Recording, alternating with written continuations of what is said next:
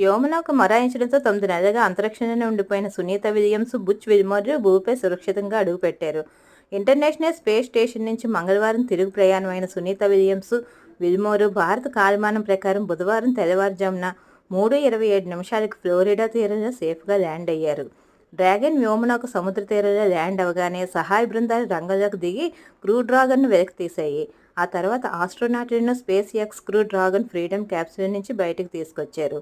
ఊహించిన సవాళ్లు, చారిత్రాత్మక క్షణాలతో నిండిన ఈ మిషన్ సేఫ్గా ముగియడంతో ఆనందం వెల్లివిరిసింది. 286 రోజుల తర్వాత సునీత విలియమ్స్, బుచ్ విల్మోర్ మరో 2 ఆస్ట్రోనాట్లు సురక్షితంగా పుడమని చేరినట్టు నాసా ప్రకటించింది. ఫ్లోరిడా తీరంలో స్పేస్ ఎక్స్ క్రూ 9 మిషన్ భూమి వాతావరణంలోకి తిరిగి ప్రవేశించిన క్షణాలు నాసా ఎక్స్, యూట్యూబ్, నాసా ప్లస్లో లైవ్ ప్రసారం చేసింది. దివి నుంచి భూమికి చేరిన వారు సునీత విల్మోర్తో పాటు స్పేస్ ఎక్స్ క్రూ 9 వ్యోమగామి నిక్ హేగ్, రష్యన్ వ్యోమగామి అలెగ్జాండర్ గోర్బోనోవ్ ఉన్నారు.